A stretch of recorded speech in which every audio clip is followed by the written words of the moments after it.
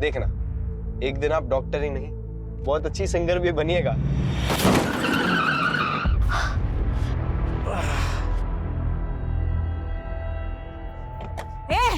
दिखता नहीं है क्या? ओ हीरोइन, लड़की हो ना इसलिए शांत है, वरना तो झापड़ लगाएंगे ना। चल सॉरी बोल और निकल। हम सॉरी बोले? चिल्ला तो ऐसे रही है जैसे किस मांग लिया इससे। ये क्या कर रही हो? हमारी ना खोपड़ी गरम मत कर, साली यही ना चीर देंगे, पता रहे हमारा यही पे चीर देंगे। चल चल पुलिस आई, चल ना चल, देखते बाद में उसको। बैठो ना यार, चल। ये चाकू दिखा रहे थे। नहीं अरे बैठो ना।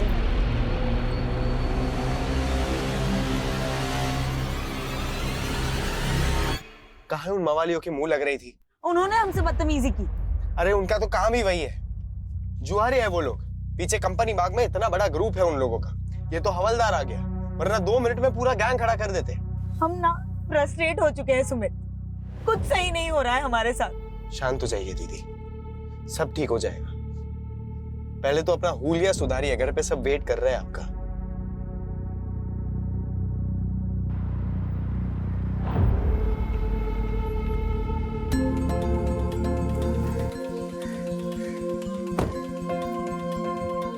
नमस्ते माँ,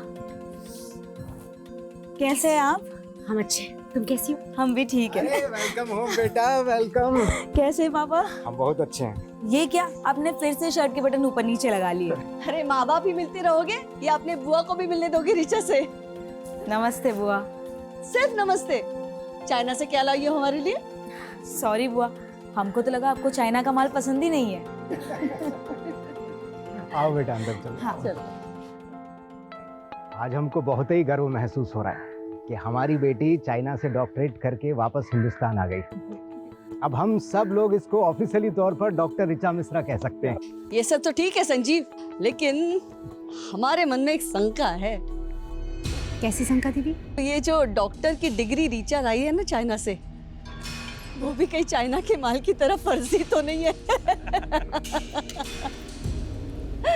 बुआ, आप तो 10वीं तक पढ़ी है, आपको डॉक्टर के स्पेलिंग के आगे तो कुछ आता भी नहीं होगा ना? ए बेटा, ऐसा नहीं बोलते, बड़ी है ना, बुआ है। बुआ है तो क्या हुआ, इनको भी तो सीखना चाहिए ना उस दोहे से। बड़ा हुआ तो क्या हुआ, जैसे पेड़ खजूर, पंथी को छाया नहीं, फल लागे अति दूर।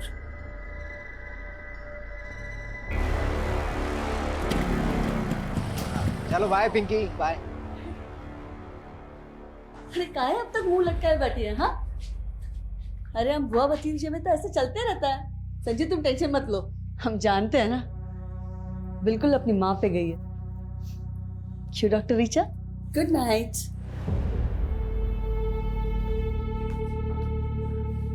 चार साल में पूरा पटना बदल गया, लेकिन ये वैसी की वैसी ही है। अरे छोड़ो, हम तो ध्यान ही नहीं देते हैं। एक कान से सुनते हैं, दूसरे से निकाल देते हैं। सीमा, तुम ऐसा बात करोगे तो बच्चे कैसे इज्जत करेंगे दीदी की? इज्जत पाने के लिए ना कर्म करना पड़ता है, और आपका तो आदत है अपना बहन का गलतियों पे पर्दा ढाकने का। भूलो मत, हम दीदी के ही घर में रहते हैं। तो हम कहे थे गांव से यहाँ लेकर आने के लिए। गांव में था ना अच्छा खासा मकान, लेकिन नहीं, आप 28 साल से यहाँ दीदी की सेवा में लगे हुए हो। तो दीदी को क्या बेसहारा छोड़ दें? जानती तो 22 साल की थी कि विधवा हो गई। बहुत दे दिए सहारा, अब अपने बच्चों के बारे में सोचिए।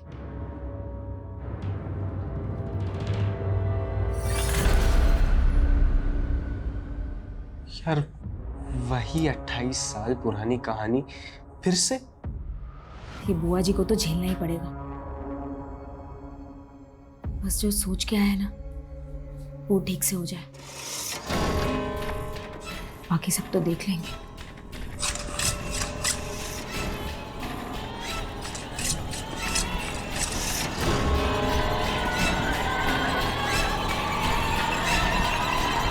जब से ऋचा ने डॉक्टरेट पूरा किया है ना, हमारा तो मान ही बढ़ गया है। पता है सब लोग क्या कह रहे हैं कि एक मामूली नर्स ने अपनी बिटिया को डॉक्टर बना दिया। अरे वाह, बड़ा दुलार आ रहा है माँ बेटी में। हम आते हैं। हमको देख के ऐसे भाग गई जैसे नेवले को देख के सांप। हेलो। हाँ मैडम, अरे आपको बोले तो थे कि आपका वाईफाई राउटर खराब है, तो थोड़ा तो दिक्कत होगा ना। आप तो कल सुबह आ जाते हैं ना। प्लीज आप चलिए, ठीक है पापा, वो एक कस्टमर के यहाँ जाना पड़ेगा और सुमित, हमको भी हॉस्पिटल जाना है, बाइक से हमको ड्रॉप कर दो। ठीक है चलिए। हम आते हैं। हम क्या आए, सभी चले गए। दीदी, हमें आपको कुछ कहना था। बोलो ना। दीदी बुरा मत मानिएगा, हमसे जितना बन पड़ा आपके लिए हमने किया, पर अब क्या है ना, बच्चे बड़े हो गए हैं, सबको अपना प्राइवेट स्पेस चाहिए। तो तुम हमको छोड़ के जाने की सोच रहे हो? अरे दीदी, आपसे दूर थोड़ी ना जा रहे हैं, रोज आपसे मिलने आएंगे। जाओ जाओ ना, लेकिन सुमित हमारे साथ रहेगा। लेकिन दीदी, बस कहा है हमने तुमसे, सुमित हमारे साथ रहेगा।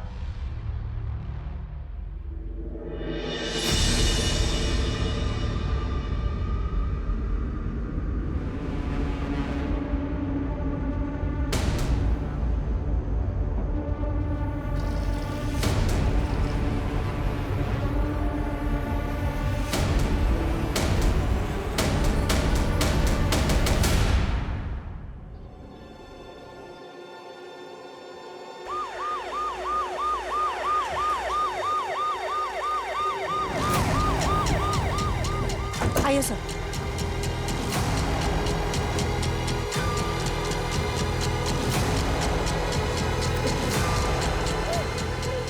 सभी केयरफुल।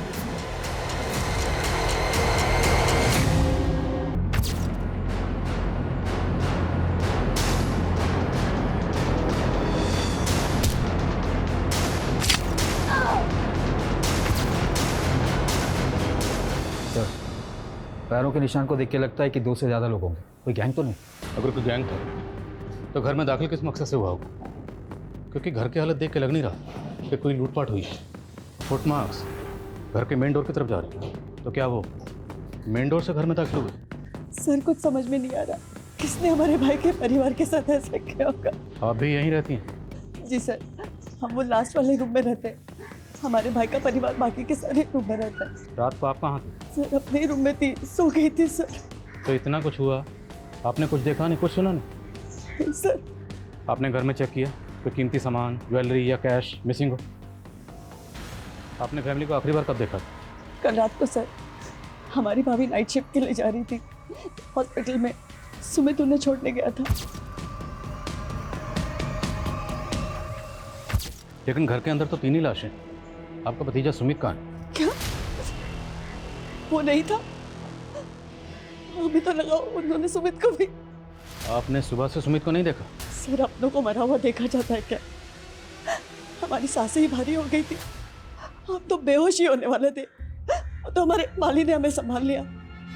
आपने बताया कि आपकी भाभी सीमा और सुमित रात को ही निकल गए, तो फिर सीमा हॉस्पिटल से वापस कब आई?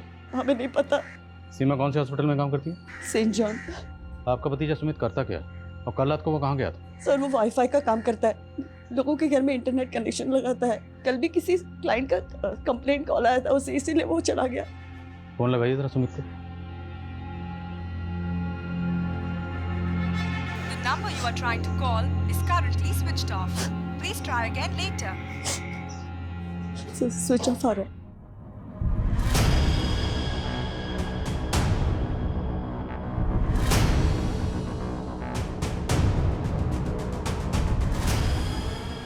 सर कोई मर्डर वेपन नहीं मिला। सर घर में कोई फोर्स एंट्री की निशान भी नहीं है, ना लूट ना चोरी। क्रिमिनल्स का मोटिव क्लियरली मर्डर ही लग रहा है। और घर का लड़का सुमित वो गायब है। सर कहीं उसने ही मर्डर तो नहीं किया? सिंह, कोई अपनी फैमिली को इतनी बेरहमी से क्यों मारेगा? और घर में 2 या 2 से ज़्यादा लोगों के फुटमार्क्स हैं। Right sir. अगर ये किसी गैंग या कॉन्ट्रैक्ट किलर का काम है तो हमें उसे जल्दी पकड़ना होगा। काफ़ी पॉश एरिया है, मीडिया की इस केस पर बराबर नजर रहेगी। पटना के वीआईपी इलाके में एक ही परिवार के 3 सदस्यों का बहुत बेरहमी से कत्ल कर दिया गया, जिससे पूरा शहर सख्ते में है। क्या ये पुलिस का फेलियर नहीं? जनता को जवाब देना होगा, आखिर ये हमलावर कौन थे? अगर ये जल्दी पकड़े नहीं गए तो दूसरे घरों को भी टारगेट बना सकते हैं।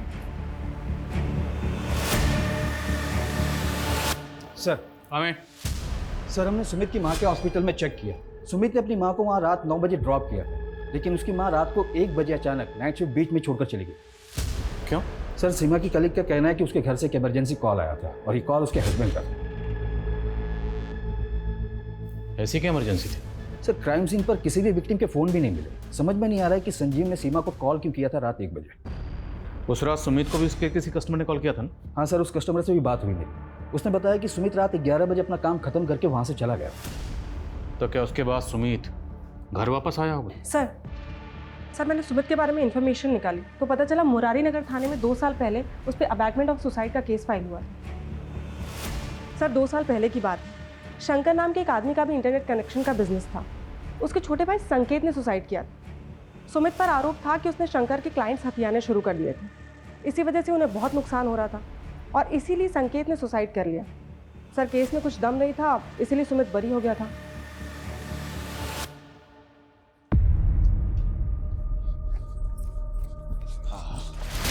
साले कोर्ट बरी कर दिया तुमको, लेकिन हम नहीं छोड़ेंगे। तुम्हारी वजह से हमारा भाई मरा, हम तुमको भी नहीं छोड़ेंगे साले। इसके लिए हमको जेल क्यों ना जाना पड़े।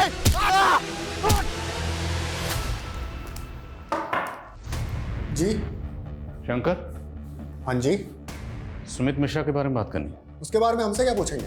तो मर्डर हुआ उसकी फैमिली का और सुमित गायब है। तेरी खुंदक थी ना उससे? खुंदक काहे नहीं होगी सर, उसकी वजह से हमारे छोटे भाई संकेत ने सुसाइड कर लिया। पर कोर्ट में तो कुछ साबित नहीं होता। कोर्ट ने तो सुमित को छोड़ दिया था और उसके बाद तुमने सुमित को जान से मारने की धमकी दी थी।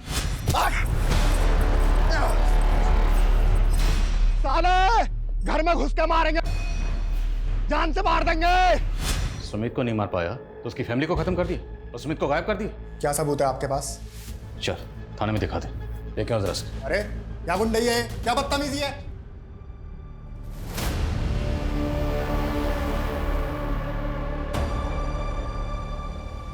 लाइए मैडम, हम साफ कर देते हैं। चुप रहो तुम, किसी काम के नहीं रहे। जरा सा भाव क्या दे दिया, सारे काम अधूरे छोड़ रहे हो। 2 दिन से पौधों को पानी दिया? वो मैडम यहाँ पे डेथ हुआ था तो हमने सोचा कि तुमको मालूम है पौधे जब मरते हैं ना तो गाली देते हैं। अब क्या उनकी हाय दिलवाओगे? अरे देख क्या रहो, जाओ ना पानी दो।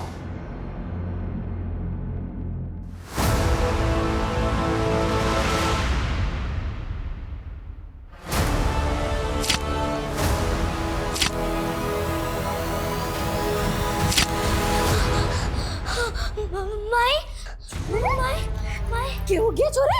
वो कोई ना है बटे।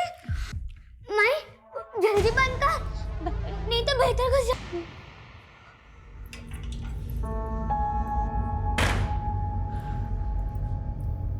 कुछ ना है छोरी, हरा भरम है।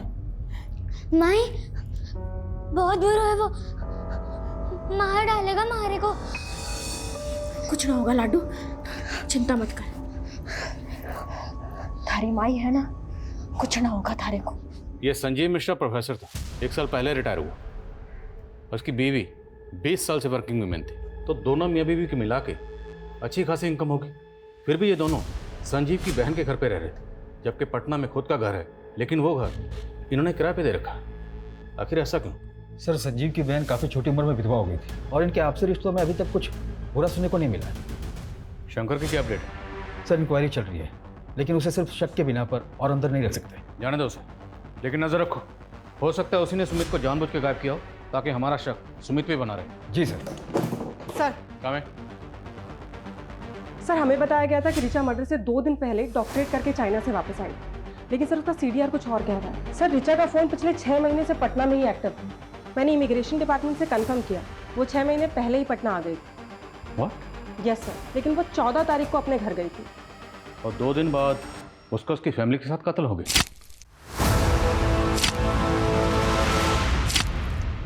आखिर चक्कर क्या है? और अगर वो 6 महीने से पटना में थी तो पटना में कहाँ थी? सर मैंने पता किया है, वो किसी डॉक्टर गौतम कश्यप के क्लिनिक में प्रैक्टिस कर रही थी। तो मिलते हैं इस डॉक्टर कश्यप से और रिचा की फैमिली की एक एक डिटेल पता करो। शायद इस फैमिली का कोई ऐसा राज है जो अभी तक सामने नहीं आया। अच्छा जा रहे हैं हम। हाँ 1 मिनट, आज फिर उल्टी सब पहन ली? अरे ध्यान ही नहीं रहा, अभी सीधे कर लेते हैं। सुमित इस बार छुट्टियों के बाद चाइना जाने का मन नहीं कर रहा।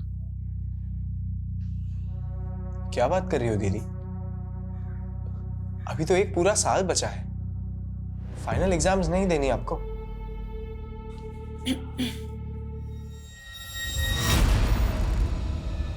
हमको तुम दोनों से जरूरी बात करना है। हाँ माँ बोलो। तुम दोनों इस पे साइन कर दो। हाँ सर, डॉक्टर ऋचा मिश्रा हमारे अंडर में प्रैक्टिस करती थी। आप बताएं सर, क्या जानना चाहते हैं? डॉक्टर ऋचा मिश्रा का मर्डर हुआ उसके माँ बाप के साथ। क्या? कब हुआ सर? 16 तारीख को। उससे 2 दिन पहले 14 तारीख को वो बॉन्डिंग कॉलोनी में अपने घर पर पहुंची। उसके घर पर फंक्शन था। सबको यही लगा कि वो सीधा चाइना से डॉक्टरेट करके उसी दिन पटना पहुंच गई। सर 1 मिनट सर, आप कह रहे हैं पटना में घर? सर ऋचा ने तो हमें बताया था कि वो मसूरी की रहने वाली है। इवन 13 तारीख को हमसे कह रही थी कि हमें अपने घर मसूरी जाना है।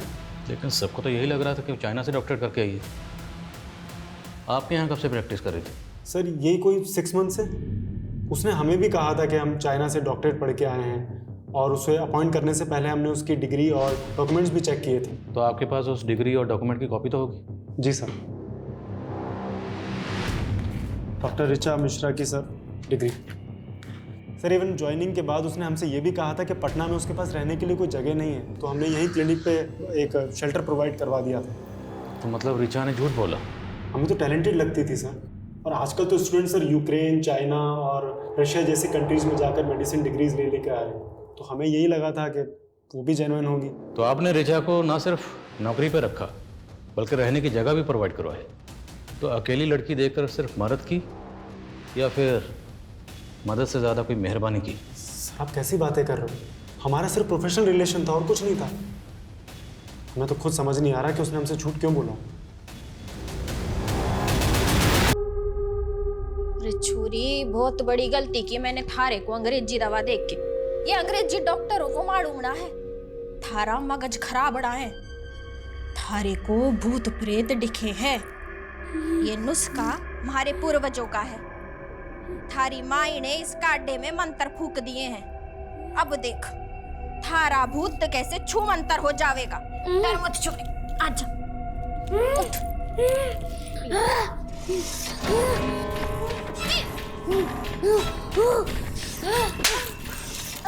ठीक ना होने देगा हमारी छोरी को? अरे मैं भी पक्की जादूगरनी हूँ, ठीक करके ही मानूंगी हमारी छोरी को। सर इतना तो क्लियर है कि 4 साल पहले ऋचा ने चाइना के इसी इंस्टीट्यूट में एडमिशन लिया था और वो 3 साल तक वहीं पढ़ रही थी। लेकिन सवाल ये है कि अगर ऋचा पिछले 6 महीने से पटना में रह रही थी तो पिछले 6 महीने से अपने माँ बाप से दूर क्यों रह रही थी, वो भी माँ बाप को बिना बताए? 14 तारीख को ऋचा अपने माँ बाप के पास आई और 16 तारीख को ऋचा और उसके माँ बाप का कत्ल हो गया। और 16 तारीख से ही ऋचा का भाई सुमित गायब है। वो कहाँ गायब है कुछ पता नहीं चल रहा। सर ऋचा की बुआ के मुताबिक 14 तारीख को सुमित ही ऋचा को एयरपोर्ट से लेकर आया था। तो मुमकिन है कि सुमित जानता होगा कि ऋचा पिछले 6 महीने से पटना में थी। सर पोस्टमार्टम रिपोर्ट के मुताबिक ये सारे मर्डर्स उस रात 3 से 6 बजे के बीच में हुए थे और सुमित को आखिरी बार उसके कस्टमर के घर देखा गया था रात को 11 बजे। उसके बाद वो कहाँ गया कोई ट्रेस नहीं मिल रहा। और पोस्टमार्टम रिपोर्ट के मुताबिक मर्डर वेपन क्या रहा होगा? सर पोस्टमार्टम डॉक्टर का कहना है कि संजीव और सीमा की बॉडी पे जिस तरह के जख्म मिले वो कोई यू शेप का धारदार हथियार होगा। यू शेप धारदार हथियार क्या होगा? सर हम ऋचा के मूवमेंट चेक कर रहे थे तो एक ट्रैफिक पुलिस से इन्फॉर्मेशन मिली है 14 तारीख को ऋचा और उसके भाई की गाड़ी 2 बाइकर से टकराई थी। सर उन दोनों लड़कों ने ऋचा और उसके भाई पे हमला करने की कोशिश भी की थी। सर ट्रैफिक पुलिस ने उन दोनों लड़कों का पता लगा लिया था, लेकिन ऋचा और उसके भाई ने गवाही देने से मना कर दिया, इसलिए कोई केस ही नहीं बना। वो दोनों लड़के कौन थे?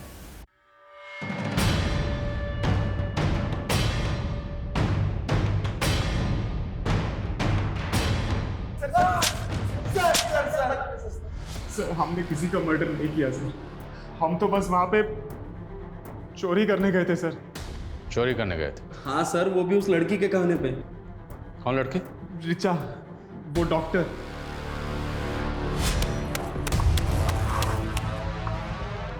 तो वही गाड़ी है ना? हाँ भाई ये तो वही गाड़ी है।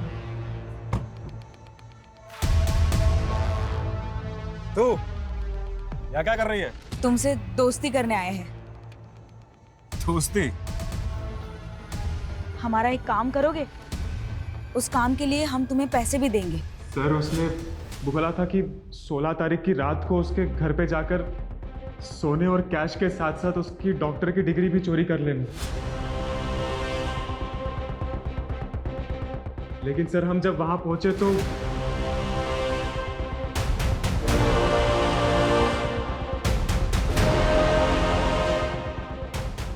हम जैसे ही वहां पहुंचे वो पहले से ही मरे हुए थे। ऋचा के साथ जो लड़का आया था वो लड़का कौन था? नहीं मालूम सर।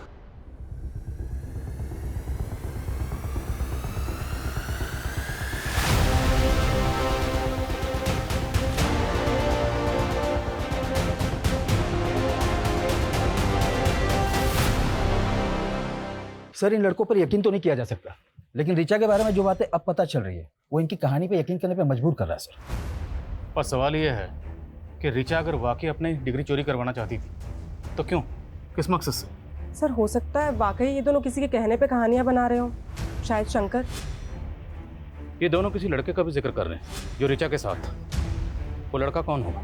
और अगर मान लो ऋचा गहनों और पैसों के साथ अपनी डिग्री भी चोरी करवाना चाहती थी तो चोरी तो हुई, मतलब डिग्री अभी भी वहीं होगी।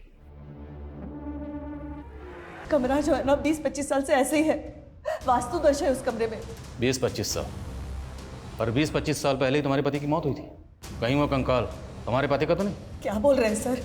हमारे पति जो है ना दमे से मरे थे और हमने उनका ठीक तरह से अंतिम संस्कार किए थे। तो अब ठीक से बताओ उस कंकाल की कहानी क्या है, किसका है और उसे वहाँ कौन लाया? हमें तो लगता है ना ये सब जो है ना ऋचा ने किया है। मेडिकल करके आई है ना, उसी ने रखा होगा वो कंकाल उधर। वो सिर्फ 2 दिन पहले घर आई थी। सर वो थी तो पटना में ही ना, आप ही बोले थे। सर हम कह रहे हैं आपको ये सब उसी का करा धरा है, उसी ने पूरे परिवार को व्यस्त कर दिया। परिवार? सुमित को लेकर पॉजिटिव थे ना, और शायद ये बात तुम्हारे भाई और भाभी को पसंद नहीं थी, इसलिए भाई भाभी भतीजी सब मर गए और शायद सुमित जिंदा, और शायद सुमित को तुमने कहीं गायब किया। कब से इल्जाम लगाए जा रहे हैं आप? छोटी उम्र में हमारे पति मर गए, विधवा हो गए, इसका मतलब कातिल नहीं है हम। अब और कुछ भी टॉर्चर करेंगे ना, बहुत तकलीफ हो रही है हमें। सोनल हॉस्पिटल लेकर। सर एंटी फ्रॉड डिपार्टमेंट ने ऋचा की डिग्री की ऑथेंटिसिटी चेक की, कंफर्म ये डिग्री फेक है। सवाल यह है कि ऋचा ने फेक डिग्री क्यों बनवाई? और जय और प्रदीप के मुताबिक ऋचा इस डिग्री को चोरी करवाना चाहती थी, क्यों? ये दोनों लड़के हमें घुमा तो नहीं रहे? सर इन लड़कों से उस लड़के का स्केच बनवाते हैं, हो सकता है कि इस कहानी का कनेक्शन उस लड़के से जुड़ा हो।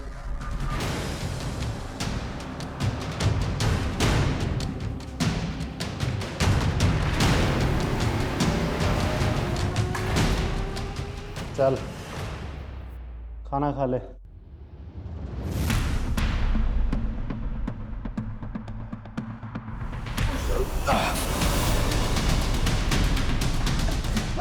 छोड़ो मुझे, छोड़ो मुझे।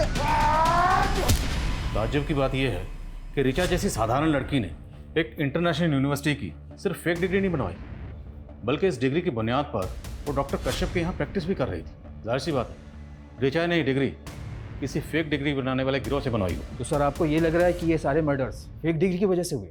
इस गिरोह को ढूंढना हमारी रिस्पॉन्सिबिलिटी, क्योंकि इस गिरोह ने सिर्फ एक फेक डिग्री तो नहीं बनाई होगी, और भी डिग्रीज बनाई होगी, और उन डिग्रीज को लेके बाकी लड़के लड़कियां अलग अलग जगह पे डॉक्टर बनके प्रैक्टिस कर रहे हो। ये लोगों की जान के साथ बहुत बड़ा खेल हो रहा है। हम इस एंगल में काम करते हैं। और तुम्हें सर जिस अलमारी में हमें डिग्री मिली थी उसमें ये एफिडेविट मिला है सर, और नीचे सुमित और ऋचा का साइन भी है सर। तुम दोनों इसमें साइन कर दो। इस एफिडेविट के मुताबिक सुमित और ऋचा कभी बच्चा पैदा नहीं करे। एक तरफ अंजलि अपने भतीजे सुमित को ही अपनी प्रॉपर्टी का वारिस समझती थी, और दूसरी तरफ दोनों भाई बहन से ऐसा एफिडेविट साइन करवाया गया। आखिर इस फैमिली के पास इतनी क्या दौलत थी जिसके नॉमिनी ये दोनों भाई बहन थे? ये मिश्रा फैमिली क्या थी कुछ समझ में नहीं आ रहा। हाँ, अभी तक तो हमारी मैरिड लाइफ शुरू भी नहीं हुई है और अभी से आप हमें बच्चे पैदा करने के लिए ना बोल रही हो। हम पागल नहीं हैं, लेकिन तुम्हारे पापा का जनरेशन में ना दिमागी प्रॉब्लम है।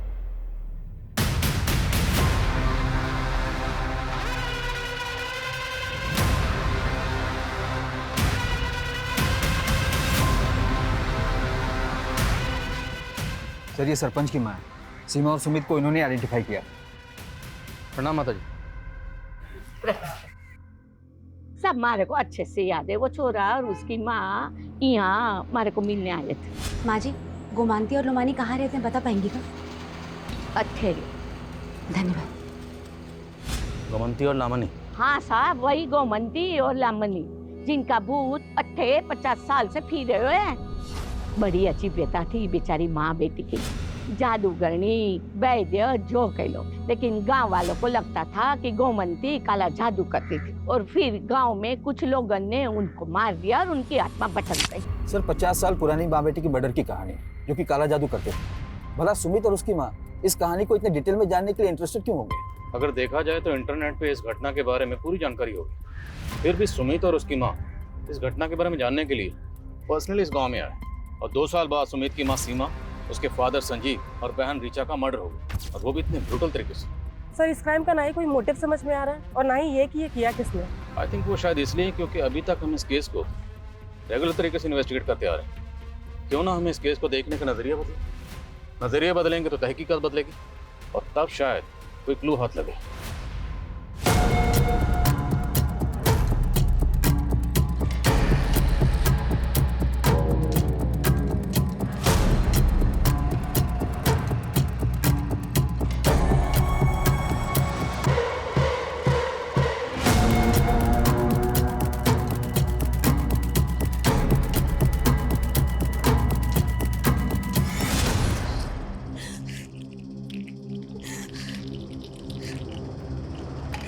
शिवा, इतनी सारी दवाई मरना है क्या तुम्हें?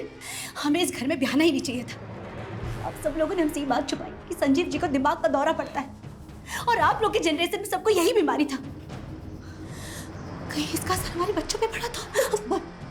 ऐसा कुछ नहीं होगा भैया, 3 साल की हो गई है ना, कुछ हुआ उसे? नहीं ना, बच्चा भी स्वस्थ होगा। सर हमने सस्पेक्ट और विक्टिम से जुड़े सभी लोगों की लिस्टिंग की थी, लेकिन उसमें एक नाम ऐसा भी है जिस पर हमारा ध्यान ही नहीं गया, और वो है डॉक्टर गौतम कश्यप, जिसकी क्लिनिक में ऋचा काम करती थी और उसके घर का इंटरनेट कनेक्शन सुमित ने लगाया था। मतलब डॉक्टर कश्यप सिर्फ ऋचा को नहीं, उसके भाई सुमित को भी जानता था।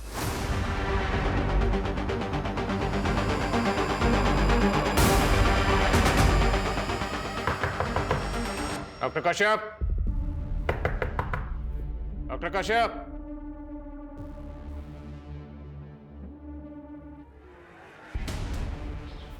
दरवाजा तोड़ो।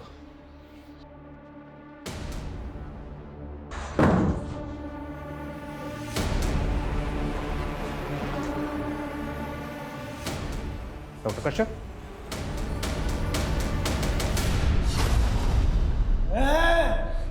अगर माँ बेटी ने अलग करवा की कोशिश की तो काट फेंक दो रे।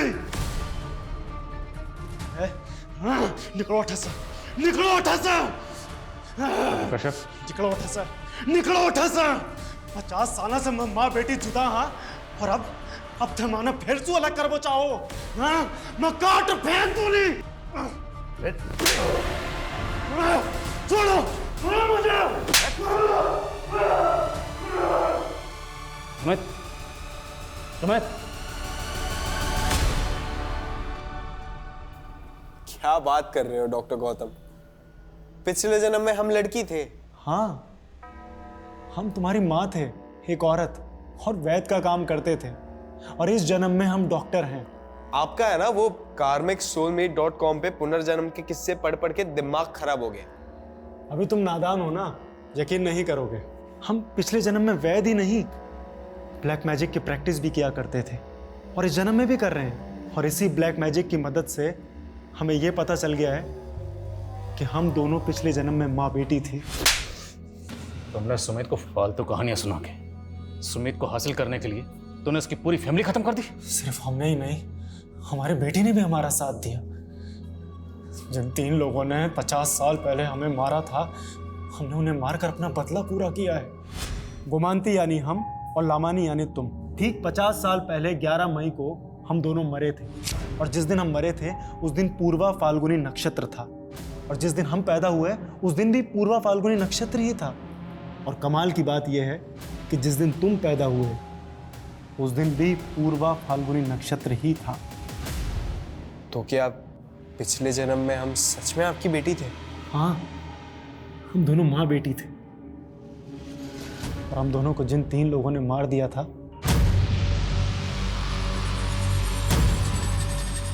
तो इस जन्म में तुम्हारे माँ बाप और बहन है।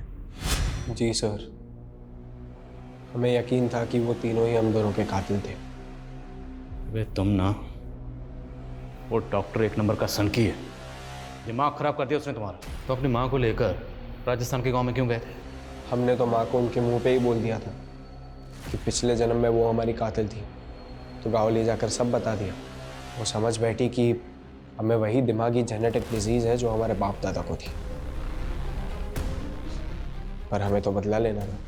पर तभी ऋचा चाइना में थी, तो जैसे ही वो फेल हुई, हमने उसे एक फेक डिग्री का प्रॉमिस कर यहाँ इंडिया बुला लिया, क्योंकि हमें तीनों को साथ में ही मारना था। ऋचा को इंडिया बुलाकर डॉक्टर कश्यप के यहाँ प्रैक्टिस पर लगा दी, ताकि वो साला डॉक्टर तुमसे 6 महीने अपने ऊट पटांग रिचुअल करवाता रहे। स्केलेटन भी डॉक्टर नहीं खरीदा था, डार्क वेब पे जाकर। उन्होंने कहा था कि वो रिचुअल्स ही हमारा सुरक्षा कवच होगा, ताकि हम पकड़े ना जाए। जब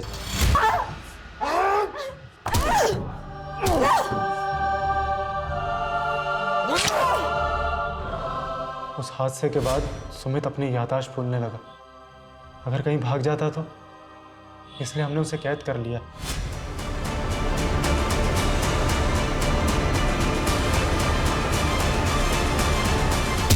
हम उसे बार बार याद दिलाते हैं कि हम उसकी माँ हैं और वो हमारी बेटी। सनकी, तूने अपने पागलपन के चक्कर में एक पूरी फैमिली को खत्म कर दिया। एक बच्चे को ऊट पटांग पास सुनाकर उसका पूरा फ्यूचर बर्बाद कर दिया तूने।